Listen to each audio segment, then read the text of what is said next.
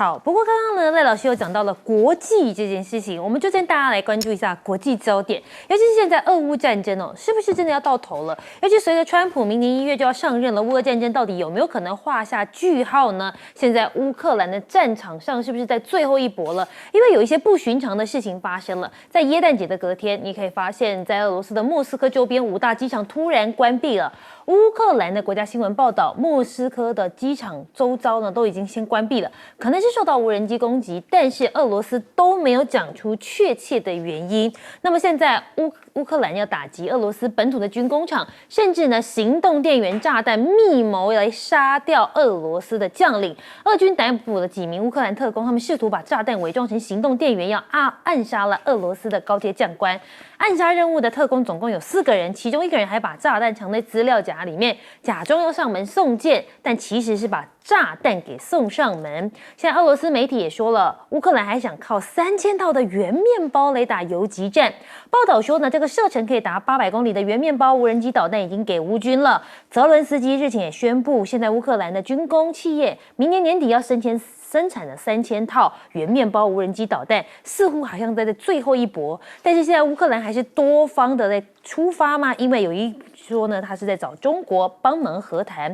泽伦斯基的办公室主任约见了中国代表，谈及开展中的乌克兰最高层级双边对话可能。那么，中国驻乌克兰大使马先坤应约来会见乌克兰总统办公室的主任叶尔马克，他就说了，中国在帮助乌克兰实现公平和平方面有很重要的作用。双方也谈到了会不会有一个最高层级的双边对话可能性呢？但别忘了，这个俄罗斯也有好朋友，也叫中国大陆，不是秘密哦。因为俄罗斯驻北京的大使直接讲了，习近平2025年就要访问俄罗斯了。他说，具体双边的活动正在积极制定计划，就优先事项而言，这习近平访问俄罗斯已经不是什么秘密了。而且现在俄罗斯掌握了什么？掌握了天然气的话语权。他们的副总理说，已经启动通过哈萨克通往中国的天然气管道项目。新的天然气管道跟中国每年供应了350亿立方公尺的天然气，还会向哈萨克的东北部地区供应100亿的立方公尺的天然气。你可以看到，今年1月到11月，俄罗斯已经对中国供应了290亿立方公尺的管道天然气，比去年多了40%哦。那我们现在已经看到西伯利亚1号呢，是直接这样子绕过来到中国。原本的西伯利亚力量2号是要通过蒙古穿越到了中国来，但是被蒙古反对，所以他们现在索性就从哈萨克这边绕到了中国去，另辟管道。那么普京表示，俄罗斯愿意通过波兰来向欧盟供应天然气。这个他就讲到了，波兰已经关闭通过其领土的一条管道，只要打开按钮，其实轻轻松松就可以达成。而现在斯洛伐克也说，我们也可以当乌俄战争的和谈东道主哦。普京也说不反对。那么普京说，俄罗斯愿意接受斯洛伐克的提议，举办一个俄乌谈判，那么结束对乌克兰发动的特别军事行动。乌克兰也没有延长今年底到期的合约，拒绝继续允许俄罗斯的天然气经由乌克兰供给斯洛伐克，所以有人就说了，这斯洛伐克背后的目的是不是就是为了天然气呢？而现在随着川普要来登场了，普会有没有可能？你可以看到川普停战的希望是落空了吗？俄罗斯称是一条死路，还迫马克宏希望甩开乌克兰来密会普京。那现在川普会被指有望在越南登场，俄国的驻越大使说是好像言之过早，因为现在有人说这普会会不会2个人就在越南见面了呢？但现在好像是谈得太早了，因为川普都还没有就任。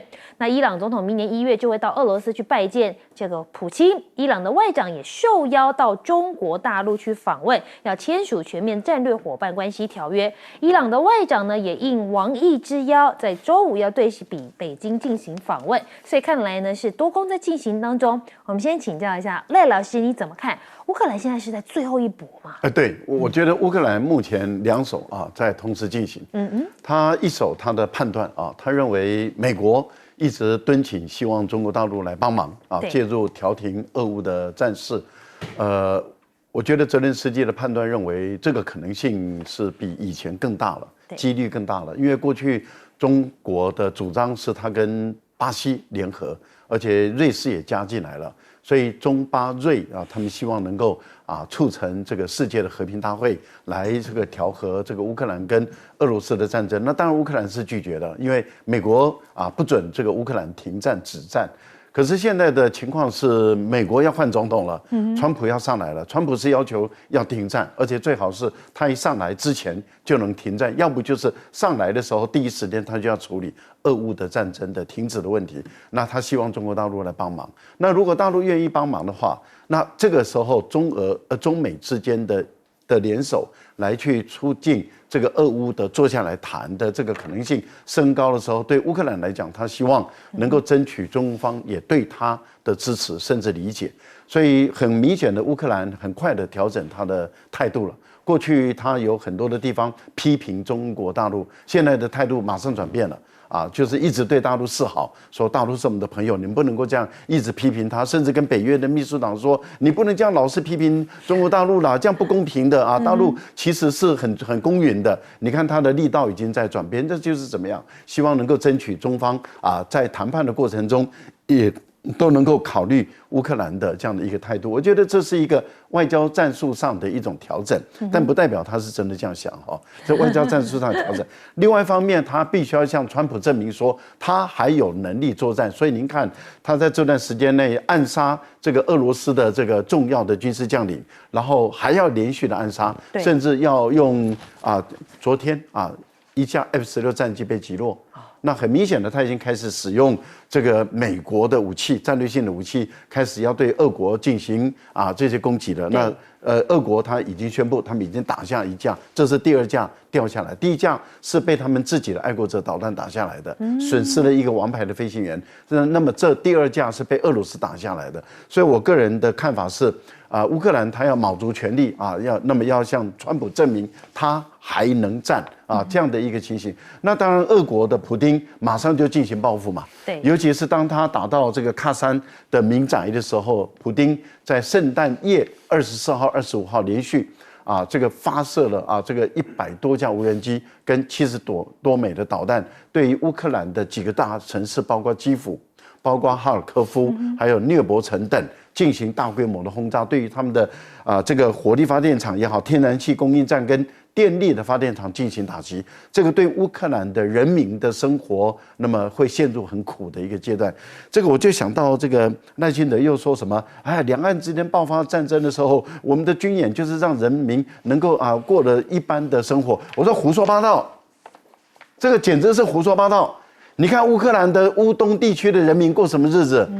两岸之间一旦打仗以后，断水、断电、断瓦斯、断石油、断汽油，这个才是最基本款呢。现在断网路更严重。断网路，什么都没有，高铁也不能走然后那个普通火车的也不能走，然后那个一般的汽车也耗尽了，然后家里没有瓦斯、没有电了，那你的车水马桶的水都排不出去。你还要让人民过平常的日子，胡说八道！这个领导人不能这样干的啦！要告诉老百姓说，一旦两岸爆发战争，台湾人民要过什么日子，诚实的告诉我们，而不是说我要让台湾的老百姓在两岸战争的时候过跟平常一样的生活，胡说八道，真是。好，我们来请教一下盛峰老师，现在俄罗斯手上有一个很大的武器，那就是天然气，对不对？是这样子这个俄罗斯手上拥有战争最重要的筹码，对，就是粮食跟能源。所有的战争没有粮食，那打不下去；没有能源，那就失败。日本跟德国就是败在这个部分嘛。它是世界能源跟粮食的供给国。那重要的是，希望对它的制裁就又失效，原因是他有一个好朋友，这好朋友是希望把他逼出来的。中俄之间，中国是世界最大的工厂，所以你希望撤退跟制裁，中国全部可以提供。因此打到现在呢，本来想把俄罗斯打垮，结果打不垮，这制裁不垮了。制裁不垮的情况怎么办？就开始找理由，其中说都是中国，所以现在呢，希望想尽办法在丑化中国大陆，在这一件事情上是帮助俄罗斯的，甚至讲明这个俄罗斯、伊朗、中国、北韩是世界的4大这个流氓轴心国。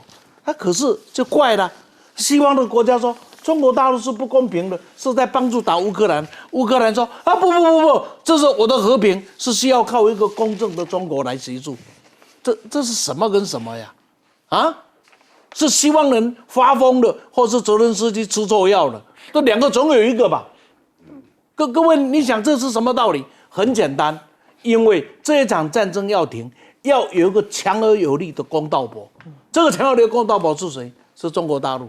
为什么？因为现在全世界能够跟普丁说得上话，让俄国人相信的国家，而且是大国，现在大概就剩下中国嘛。你觉得美国出来协商，那俄国人会，即使再好的方案，俄国人都觉得，这里面不晓得有没有鬼，对吧？然后呢，中国大陆长期以来跟乌克兰的关系是很密切的，我们必须这样讲。中国大陆这几年在军工产业上有如此，尤其是在航空产业上啊，还有这个海军的呢，有这么快速的一个进步啊。这个尤其在这个引擎的部分有这么快速的进步，那乌克兰是扮演蛮重要的角色，因为他的人才被中国大陆来下，所以双方之间的关系是建立的不错的。那因此从这样的角度来看，世界上唯一能够来调和顶赖最好的人选就是中国大陆嘛。那因此这个是会发生。至于川普讲，我上台之后24小时内就可以停战，不会了，没有那么简单了。他嘴巴吹吹而已。这个时候，泽连斯基对俄罗斯，假若采取更激烈的战争，只有乌克兰会受更大的伤，因为你只要看俄罗斯的领土跟俄罗斯现在所拥有的条件，你觉得这个战争谁会摧毁谁呀？就是说，你去攻击了俄罗斯1分，俄罗斯回你的可以5分、8分、10分了。那最可怜的是你乌克兰，所以泽连斯基不要再搞了。那个最后我讲他的胜利计划，现在已经没有人在谈了。胜利计划我给他的形容词就是一家快倒掉的公司写了一本这个企划案去银行贷款，就我已经快垮了。我还有希望证明是没有希望的。好，我们来请教一下董哥，你又是怎么看？这个川普下个月就要上任了，普会真的有希望吗？当然希望很大。我告诉各位朋友因为这一次包括泽伦斯基这些动作，或者北约那些外长大家集会的所有动作，都是因为川普当选了。对，川普当选，每个人都知道俄乌战争会有重大的改变当然不会马上向川普讲我要他怎么样的停止。对，但是川普他的那些核心幕僚已经透露非常多次了。川普的用意很简单乌克兰不准加入北约，而且被占领的土地就认了就这样。这个欺辱当然先前乌克兰是不接受的，但是现在乌克兰他想努力去表现给欧洲这些国家看所以你看，我最近用无人机把俄国打得怎样，我是有胜算的。现在全世界认为有胜算的，其实没有人，除了蔡英文蔡英文去加拿大演讲说我们支持可你们大家一起来支持乌克兰台湾 can help 讲了活灵活现，就不晓得这是违背世界各国潮流，包括欧盟国家，包括北约这些组织的成员。那我们今天可以看到了这些动作显示了泽伦斯基他其实是非常焦虑不安。他知道川普上来对他绝对不利那能够残余的最好把战争把它扩大到我就要攻击莫斯科。那莫斯科如果被攻击了以后，俄国一定会有大动作，真果树又要再出动了，对不对？所以大家可以看，它其实就是一个这样奇妙的氛围。那氛围的话，它唯恐战事不扩大。他现在除了无人机攻击之外，他派很多暗杀的部队，把他的生化部队的指挥官、司令都把他干掉了。那所以你就可以看到，如果战争越扩大的话，对泽伦斯基来讲，他认为说你们各国就没办法收手了。那各国认为说你先稍安勿动，等川普上来看他要怎么弄这就是我们现在国际氛围里面所显现的局面。好，那我们来带大家来了解一下，那现在中美的局势又是如何呢？尤其是不是在军武上还在继续的在缠斗当中？尤其是我们讲的6代机的发展方向，现在美国空军说，好吧，那我们就只好等川普上任，川普政府来定夺了。美国空军原本希望在今年结束之前就把6代机的计划做出一个决定，但随着川普已经胜选了嘛，那么美国空军也宣布被上任的新政府来定夺。尤其现在对川普会有影响力的谁？马斯克日前公开贬义有人战机，认为是日后无人机的时代要来临了。而现在中国大陆呢，他们现在也是传出第6代战斗机已经在试飞了，而且还有歼20来伴飞。我们带你看到这个画面中国的社交媒体平台传了一个很像是中国第6代战机跟一架歼20共同飞行的影片哦。那么6代机试飞现在也成为了中国大陆网友热门讨论的话题。只不过中美真的只有冲突只有竞争吗？似乎和解难道也在即了吗？现在川普要上任了，那么中国的外长王毅希望美国新政府能够与大陆相向而行。他说撰文回顾了展望外交的政策，跟川普喊话，希望美国的新政府你要做出正确的决定，排除干扰，力争中美关系的稳定发展。而且他不断递橄榄枝，对川普释出了善意。大陆官媒信南唱和中美合作的伟业。那么呢，他们就讲到了继耶诞节发文征集中美友好合作故事之后，现在人民日报也就中美继续签这个中美科技合作协定来喊话，双方合作的空间这么大这么庞大，应该发挥互补的优势，拉长合作清单，做大合作蛋糕。还说中美都是伟大的国家，合作是一个伟大的事业。而现在中美需要新上海公报吗？弗里曼说，川普应该学尼克森，先去中国大陆访问，推动和解。你可以看到纽时的专栏作家就说，如果要我用一张图来描绘这两国目前的关系的话，那么他说这将是2头大象透过一根吸管在互相对视。那么建议川普应该做一些像尼克森访华这种的动作来推动中美和解，这样对2国都会比较有好处。那么川普上台，全球经济是不是会大乱呢？因为美国财政部公布的数据显示，2024年10月美债前3大海外债主是日本、中国、英国都已经减持美债了，减持的金额甚至高达了509亿美元，这么多。那么呢，中国连4个月减持美债。中国人民银行11月底官方的黄金储备量是7296万盎司，比10月呢增加了16万盎司，所以他们就说，是不是他已经在增持黄金来避险了？那么黄金今年涨27%，明年还会更贵。多国央行持续买进，川普将上任提供支撑。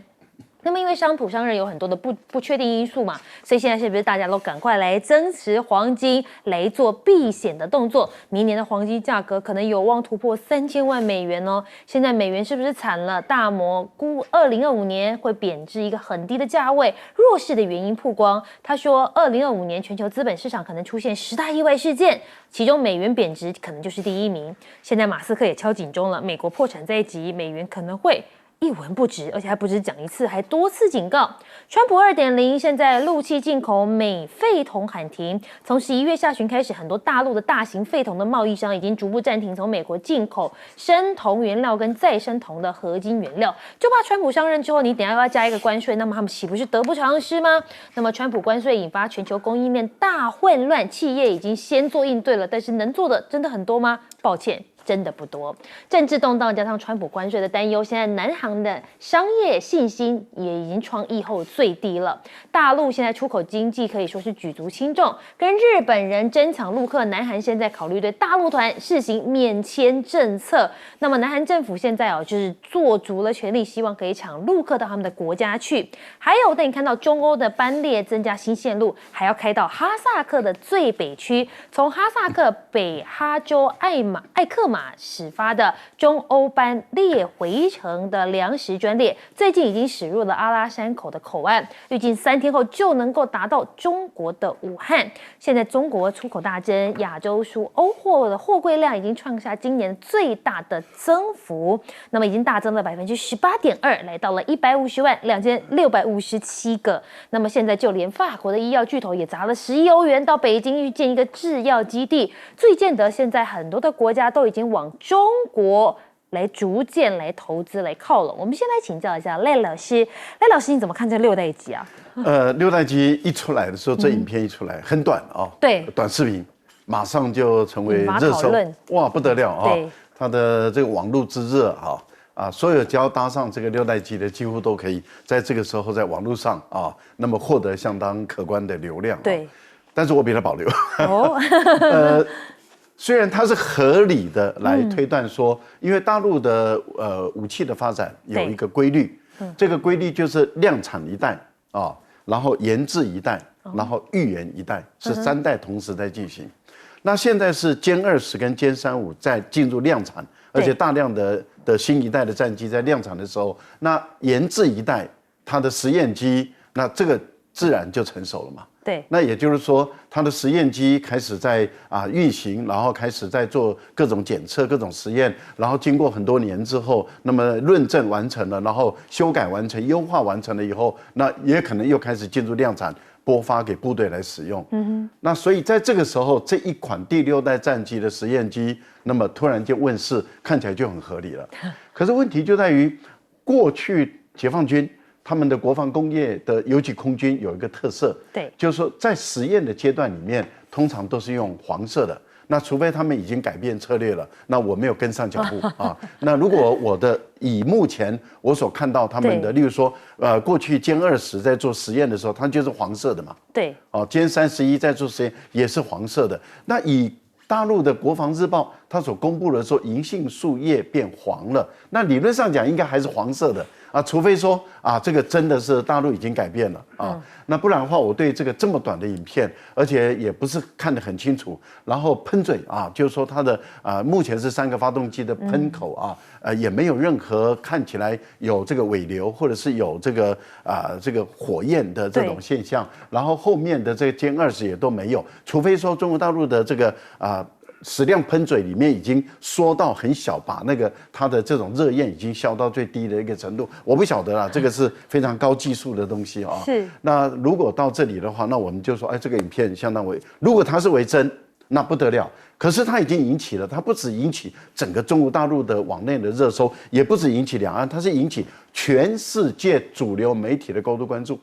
全世界还有包括美国的这些国防科技的研究机构里面都在报道这件事情，但是大家最后都跟我一样，会有个但书说未经证实然后说大陆官方还未证实但是所以我们因为还没证实，所以我们就保留我想这样比较安全一点。好，另外一点的话，我们来谈一下，我觉得这个弗里曼他多此一举了。为什么？大陆从来没有要跟美国为敌，是美国要跟大陆为敌，所以美国只要改变态度了，双方就可以拥抱了嘛，没有那么难啦，跟冷战时期不一样，冷战是美国挑起，现在的冷战是美国挑起来的，所以挑起来的人，他只要说我错了，我愿意拥抱你，那我们当然可以拥抱嘛，没有那么困难。不要忘了，星巴克在美国是第1排行的，但是在大陆它是第2名美国企业在中国大陆有7万家，跟冷战时期不一样没那么难好，我们稍微休息一下，广告之后回来带您继续讨论。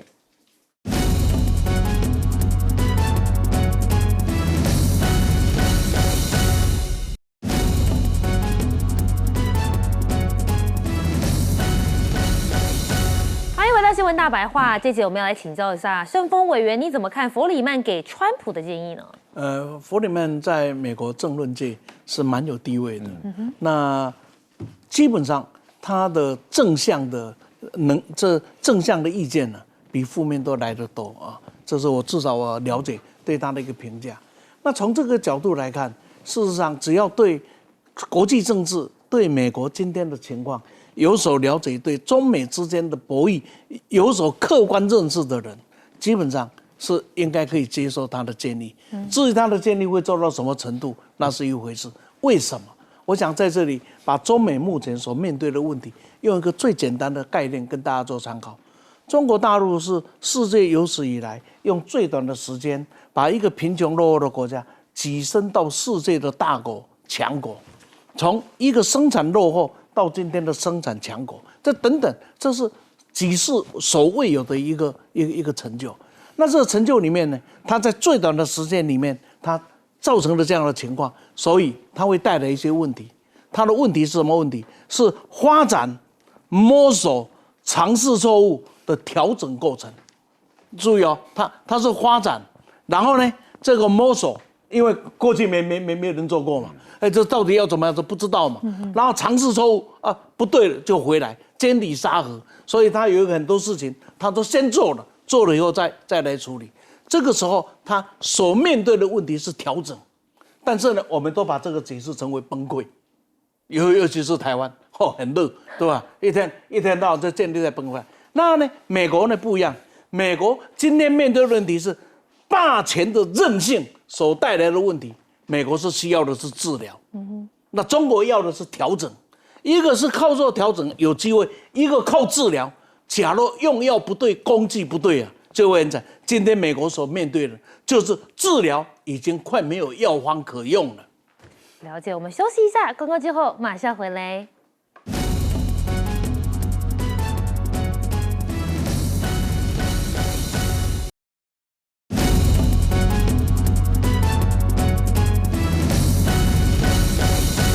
董哥想要来问一下，你怎么看现在韩国、日本都抢着要陆客赶快过去？对啊，大家看韩国最近有些乱啊，总统被弹劾了。刚刚总理也被弹劾，大家讲，这个国家会乱，可是他其实民间都会有一个稳定的力量，这稳定力量就是说，我们要让我们的经济起来，那大家其实想到了经济，你看川普每天讲话这么狠，其实讲的经济，只是他的手法未必你会赞同，因为他认为我的手法就是关税，关税是我最大武器，谁对我怎么样，我就用关税去制裁他，就这样。那真正比较务实的，当然我们看到台湾现在的情况，就是观光客、陆客不来嘛，所有大家都都觉得不晓得怎么办。今天还有媒体用评论要专门来讨论这一部分，但是没有用，因为我们政府其实他是不太希望交流的，越交流你对中国共产党的印象越来越好。人家来的是马龙，是北大、清华，然后。多少年轻人主动去跟他合照，去跟他把他当偶像，这个民进党是不能接受的。各位，他们不小心开了这个口，发现说，原来对我们冲击这么大，不行，所以开始就恶言相向，找青鸟去抗议，这是一个动作了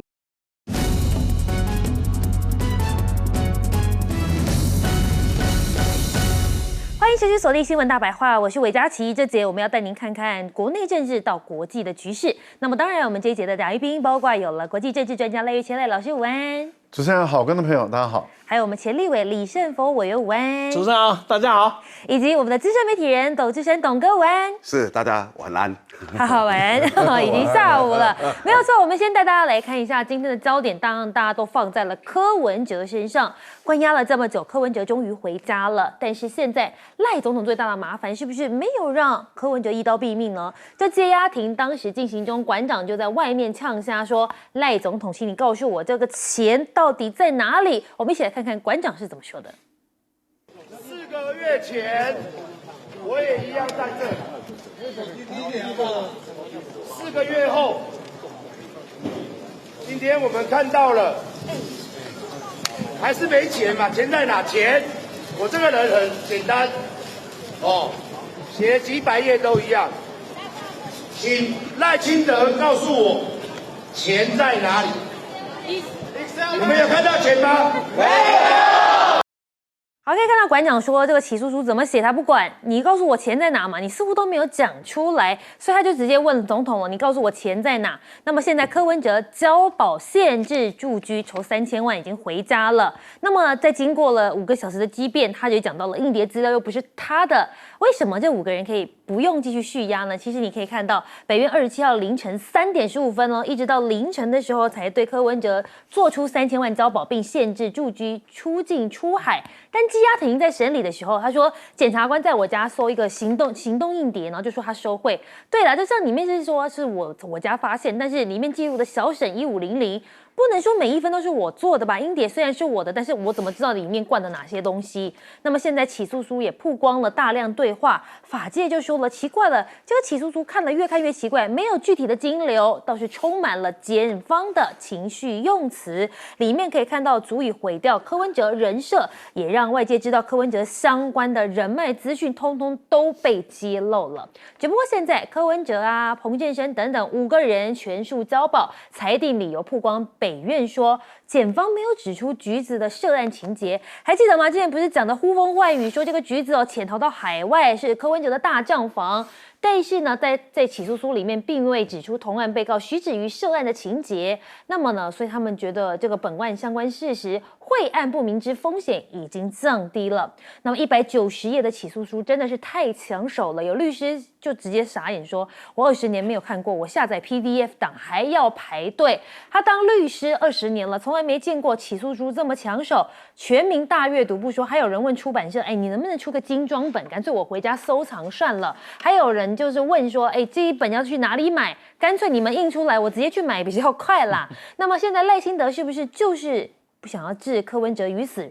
那么现在反而让小草归队了呢？那么你可以看到的是，这个郭国文哦，他现在是先喊话。我们都知道郭国文被归类成类系子弟兵，他说希望小草可以回心转意，民众党不要再用什么政治语言来操作小草的情绪。他说你可以看到，虽然有些小草可能心情低落，对政治再度感到失望，但希望执政党有一天可以让你们回心转意。希望呢，这民众党不要再用政治语言来操作小草的情绪。这句话讲出来，有人就说了，你是不是在对小草招手，希望年轻选票来回归呢？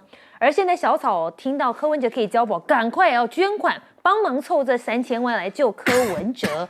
那么民进党的议员就说了，哎，你这不是在割他们一波吗？你看小草们，他说你应该醒醒了。当初柯文哲在选举阶段已经请你们捐款支持了，现在连保释金也要你们再割一波吗？这样是不是不公平？而现在 PTT 上面就讨论了，哎，这郭国文叫小草回心转意，他们说小草的数量从来都不是由柯文哲决定，而是民进党政府决定的。小草众就有点类似像苏乞儿中的丐帮众一样，如果你民进党政府真的做得好哦，英明神武，没有人会去当小草，大家早就归队回来当你民进党的支持者了。柯文哲的优势在于拥有很多的年轻选票，你可以看到上一次的总统大选，也可以看到他已经拿了300多万票。如果赖清德把柯文哲搞倒，真的能让民众党的浅绿年轻选票回归到民进党吗？恐怕打上了大大的问号。所以现在很多人都好奇了，柯文哲的下一步要怎么走？第一个是会对赖清德投降吗？好了，立院现在不蓝白合了，干脆跟民进党合作来换取自由，或者是直接跟赖清德硬杠翻脸，就像当初在北门对蔡英文摆臭脸一样，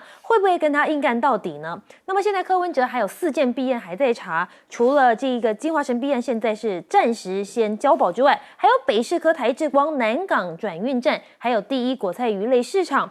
民进党是不是留了一手？接下来还可以拿其他案子来侦办他呢？我们先来请教一下董哥，你怎么看？这柯文哲关押了4个多月，终于回家了。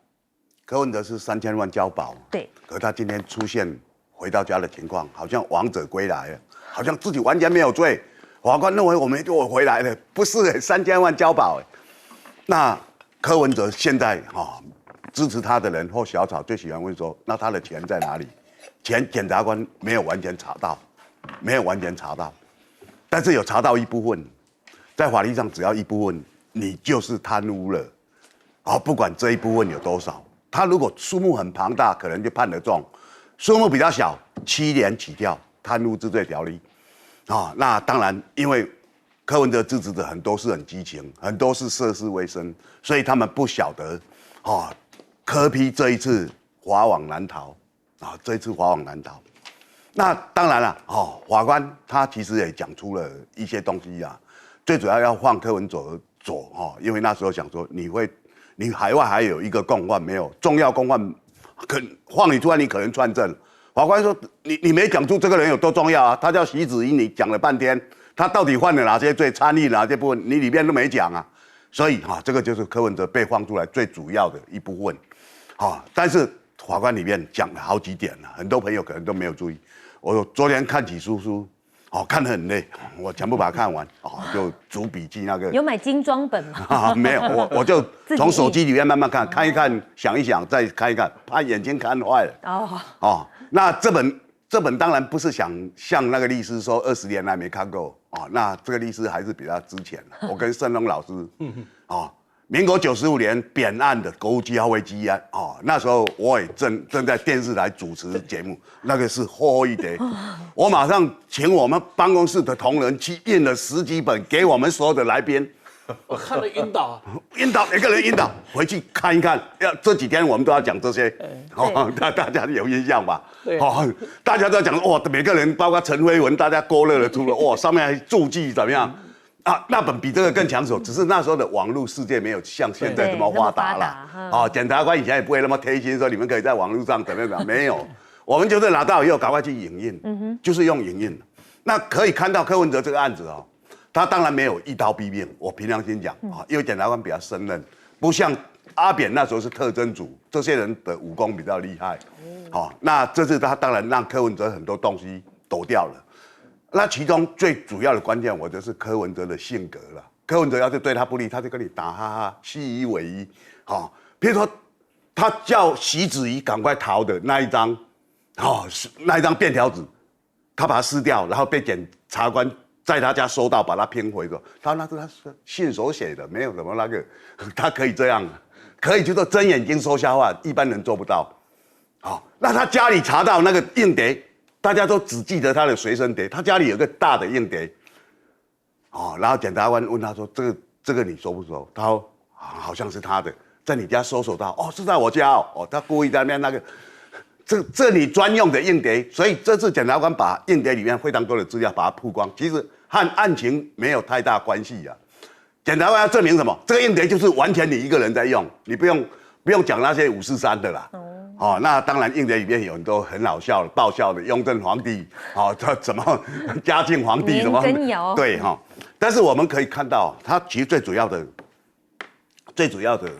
它有几部分啊，我大致上讲，可能因为一般人看什么无字天书会看的呢，第一个就是精华城，3/4的东西，大概2/3在谈精华城所有构成，你的前者，你们会怎么开？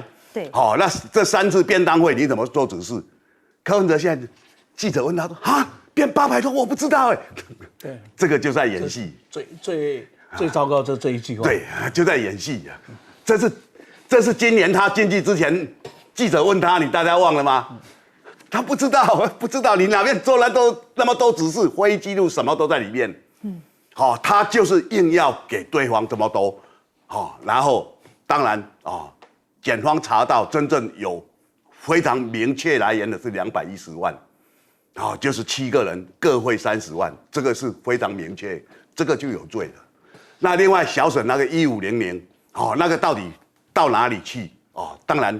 因为他是拿现金出来，现金后来变到哪一笔账里面，这个查不出来，因为他等于说就断点了，就会这样了，那他们现在馆长在问说有没有看到钱？有啊，钱就在你们，而且柯 P 的第2个案子是什么？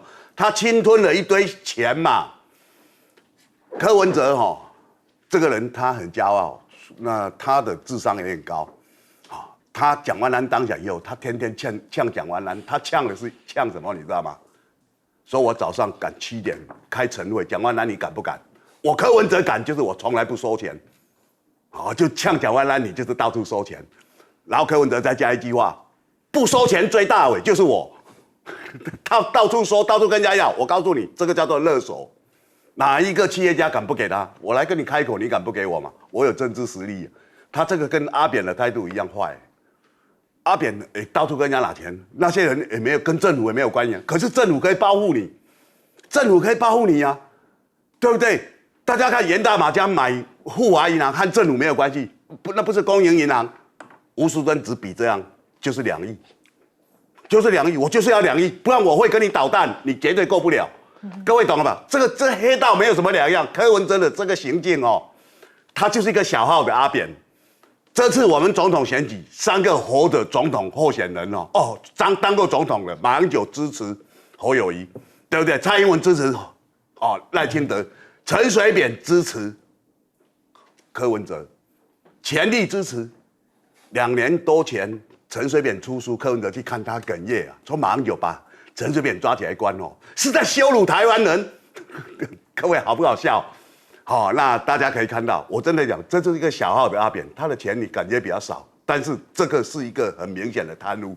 今天台湾所有的媒体大家在讲柯文哲讲板，这些人是没有资格讲的，因为95%以上，你们这10年来，至少这前面这4、5年来，柯文哲从政就是前面4、5年来，你们都在吹捧柯文哲，把他讲得像救世主一样，现在你们是没有资格讲的。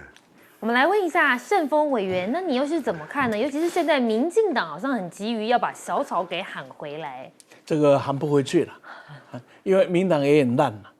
那你假如说柯文哲是贪，那是小贪，那么民党那个叫什么贪呢？那就用不的啊，要用不起来，有没有？对他看得很清楚，民党失民心、失年轻人的心是很清楚的。这个什么喊回来，这谁来喊？什么郭国文这一咖来喊有没有？哎，你要喊也稍微找稍微形象好一点的有没有？找这种来喊，这一点用处都没有。不是我笑他的，因为他打铁就要自身硬，这本身呢身体太弱了。为什么？因为民进党这几年最大的特点是民进党贪腐是等号，不是这样子吗？什么台湾国家队就是台湾贪污队了，哪一个国家队跟贪污没有扯上关系？对不对？我现在只要看到国家队，我就说又来了，又来啊，都大家都安尼讲了嘛，啊，甚至现在大家问民进党的人，政客人最重要的一句话说：吃饱没？吃饱了没有了？还个在那傻嘞，对吧？吃饱没？啊，这种人要号召谁回去啊？回去刚好物以类聚，要不然是谁回去？是吧？你只要看看最近他的在立法院里面的号召的活动，就看得出来了嘛，是越来越老化，不是越来越年轻嘛。所以那个是自我壮胆，这烂咖是叫不了好咖回去的啦。啊，年轻人基本上是还有理想色彩的，这是年轻最大的特点。这种理想色彩的人为什么会不再支持国民党，甚至对民进党转头而走？因为在你们的身上看到的政客性质啊，比理想性质来得高。那过去这个柯文哲给他的感觉，就代表一个庶民、一个清新的文化。可是呢，偏他什么时候开始崩溃的？他开始崩溃，倒不是金华案，是那个政治现金案，有没有？那是开始崩溃了。讲他安呢，你们是来讲你拢无啊？遐一条，遐一条的。那这个是讲这里也不需要为柯文哲去喊冤了，但是要谴责司法办案，有没有？是应该好好谴责，因为司法办案真的可恶啊！而且这些检察官的水平真的不高啊。这个比起当时起诉陈水扁的那个案子的水准差太多，那个紧扣啊，那个扣紧犯罪的事实是差远了。那只是有一个问题，到现在为止，这个民众党一直对社会没有交代，尤其柯文哲没有交代。我再简单的讲个最简单的道理，房子的改建就是说增加容积率。假如是原屋改建，那原来多少就是多少嘛。那再过来呢，违屋改建，那政府希望你赶快改建，所以它会有补贴嘛，或者是都更改建会有补贴，有目的会有改贴嘛。那从这个角度来看，金华城不是违屋，是原屋去改建。有什么理由要增加这一些？至于他花钱去买的那个是，那他花钱付代价的，那个是另外一个。就是你增加的这个奖励，这不是从哪里来？那为什么要给他？到现在为止啊，一直没有办法交代。那你现在唯一能交代的说，我图利你呀，我最多只是图利呀，我没有贪污啊。那我觉得我们不要为这个去做解释，这个是不通的。这个是不当然，那你现在要重建，看政府会不会给你容积率啊？不会嘛？那为什么他有他没有？所以案情是一回事，检察官会不会办，那是另外一回事。所以我常常讲，有罪跟无罪在法律上是很简单，那就是证据上证明你有罪，你就有罪；证据上没有办法证明你有罪，你就是无罪。那现在看得出来，他现在所提供的这些证据，昨天我是没有办法看完，我这一列看一下，因为我们也常常在看起诉书啊，就是人家很多人会来帮忙嘛，什么之类的。那昨天看完的结果，只发现一件，检察官在做一件事，在做新政，就是说让大家证明柯文哲是不好的。可是这个新政是做给谁？不是做给法官，是做给社会。对，就是他的政治性格，这一本的起诉书的政治性啊，远高于法律性。等于他政治性社会性死亡。对，告诉你的，那市场那一些资料，这是很八卦，那看起来是对人格是有伤害的。所以，但是那个呢，在法律上是另外一回事啊。人格有伤害是一回事，法律上是讲证据。所以从办案的水准来看，在我看起来水准是很差的。加油啊！好，我们来问一下赖老师，你又是怎么看？你觉得柯文哲的下一步是会硬杠呢，还是就跟民进党低头了？我觉得硬杠下去了啊。我觉得绿营跟白营的斗争是现在才开始展开哈。随着这个司法的一直走，我觉得两个阵营的斗争是会越来越激烈。那绿营的郭国文，我觉得他们是低估了情势了啊，把情势也错估了。他认为小草啊应该是会唾弃这个柯文哲，然后他们可以收割。可是我个人认为啊，这个绿营的收割不了这个小草。那严作方在这个时候又出来讲话，其实比较不适合啊，因为大家很容易的就会联想到王八签的问题，啊，就会把他们联想在一起。那认为你那么有钱，然后你还可以跟他同居一室，而且呢还这么有钱的只收8000块的月租，而王定宇还觉得很贵啊，而且还供早餐还供接送，这样的一个情形下，就是说他在这个时候再出来讲话，可能会这个小草他不太能够接受啊，所以我觉得这2位人士啊出来在这个时候讲话不是很恰当，更何况在民调里面我们看出来，就是说台湾的普遍的年轻人对于民进党的执政的这段时间，他的品德操守、贪赌，基本上来讲是很反对的。也就是说，他们认为现在台湾呈现出非常严重的贪赌的时代，也就是说，民进党跟贪赌是挂钩在一起的。那民进党跟贪赌挂钩在一起，一个贪赌的一个政党去谴责另外一个贪赌涉案人，但是法官还没有判他定罪的情形下的时候，他们会更觉得不适合。所以我觉得绿营在这个时候想要收割这个小草，我觉得收割不了，而且很不适当啊，大家会觉得很可笑，就是你本身就是一个荒唐可笑的政党，你怎么还要来收割这个事？那这些小草它的何去何从呢？国民党能不能接受得了？我看起来也没有这个趋势啊，因为这些小草也没有因为这样子，然后它就转移到国民党这边去。目前的情况可能会随着这个司法案件转变成为政治案件了。因为以现在的整个国际社会的关注，纽约时报也好，路透社也好，你看国际的主要的大媒体都在关注这件事，原因在哪里？柯文哲没有辞掉民众党的党主席，对，而且民众党是关键的少数政党，关键的少数政党的党主席被以涉嫌贪渎来起诉。哇，这个司法攻防战就很重要了，所以法官的压力很大，因为法官现在已经不只是面对于绿营的期望，希望把他定罪，也要面对于忠实的小草者，他们认为你不能给他定罪，也要面对广大的老百姓说，告诉我事实怎么样，然后他还要面对的是国际间的媒体怎么看待这件事，所以我觉得这些法官他必须要勿忘勿重的。有一分证据说一分话，可是我觉得检察官的败笔在哪里？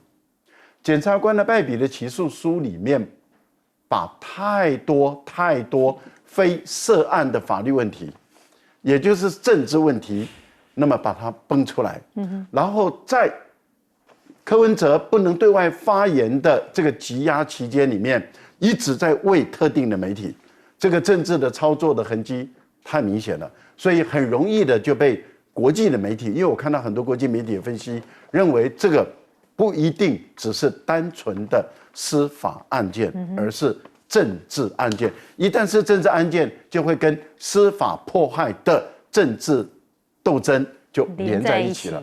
我觉得检察官的处理这个部分里面需要检讨。